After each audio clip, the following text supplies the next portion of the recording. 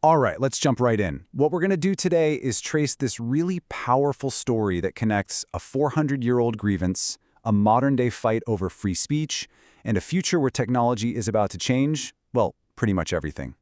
We're going from the raw emotion of a protest song to the very calculated language of a legal memo, and then we're going to look at the automated world of AI.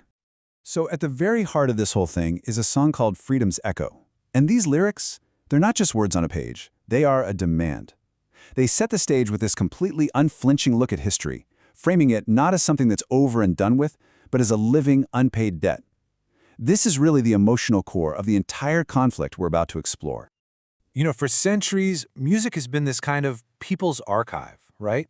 It carries forward the truths and the lived experiences that official histories might otherwise forget or maybe even ignore. And Freedom's Echo is a perfect modern example of that. It's acting as a form of moral accounting for the past. Now, the real power of the song comes from how it directly confronts these foundational myths we all know. It holds up this national ideal of a land of equality, and then it just slams it against this brutal reality, a house on a charade. By doing that, it connects the comfort some feel in the present to the pain of the past, basically arguing they're two sides of the very same coin. And this is where the song's central demand really digs in. It dismisses any kind of superficial gesture, calling empty apologies a hollow charade. The artist isn't asking for nice words. They're pointing to an ongoing harm, stealing a living. And this is what transforms the song into a kind of cultural litigation. It's an argument that's being made not in a courtroom, but on a sound wave. And this is absolutely crucial. The song isn't just looking backward. It ends with this incredibly powerful vision of change and resistance. It sees rebellion not as something destructive, but as the birth of a new world. And this places the artist firmly within a long, long American tradition of using art to push society toward justice. But what happens when a raw, artistic cry for truth like this runs smack into the state's interest in keeping order? All of a sudden, the artist's truth is pitted against the government's rules, and the whole battle shifts from the world of culture to the world of the courts. So, the catalyst for this clash was a really tragic event, the assassination of a political figure named Charlie Kirk.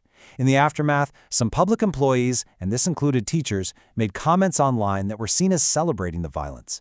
This sparked a huge public outrage and led Indiana's Attorney General to issue official guidance on what schools could and maybe should do about it. Now, to really understand the state's position, you have to know about this key legal principle. It's called the Pickering balancing test. It's not simple at all. Think of it like a scale. It weighs an employee's free speech rights on one side against the government's need to run things smoothly and efficiently on the other. This test is the legal battleground where these kinds of conflicts are fought. The Attorney General's guidance leans heavily on the government's side of that legal scale. It frames teachers as public role models whose trust is broken by what it calls poisonous, divisive speech. And here's the key part. It argues that schools don't need to wait for actual chaos to break out. They can act proactively to prevent what they see as a looming disruption. And right here, the two opposing views become crystal clear. The state framed its guidance as a necessary step to address noxious speech and restore order. But the critics, they saw it very, very differently, as a politically motivated document that used inflammatory language designed not to restore confidence, but to create a chilling effect on any speech that might be deemed controversial. Which, of course, brings us to this really critical question. If the very act of discussing difficult history, the stain of blood from our song, is seen as inherently disruptive, what does that mean for education? I mean, how can you possibly teach the full story of a nation if you're discouraged from saying anything that might upset the status quo? This debate over who gets to speak and what they can say is already incredibly complex. But now, a technological revolution is about to change the very tools we use to express ourselves in the first place. And this is the disruption of AI. The potential here is just incredible. AI can analyze millions of songs to compose new music in any style you can imagine.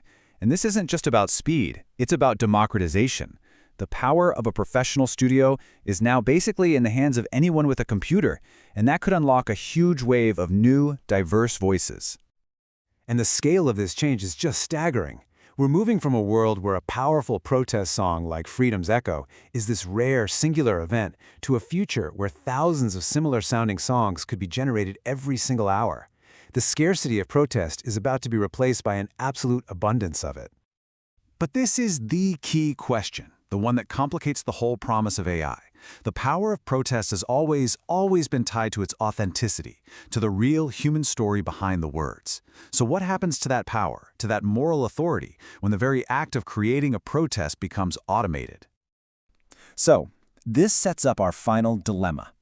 We've seen the power of authentic human expression. We've seen the state's efforts to control it. And now we have a technology that can replicate it at a massive scale. How do all these forces combine to shape the future of dissent?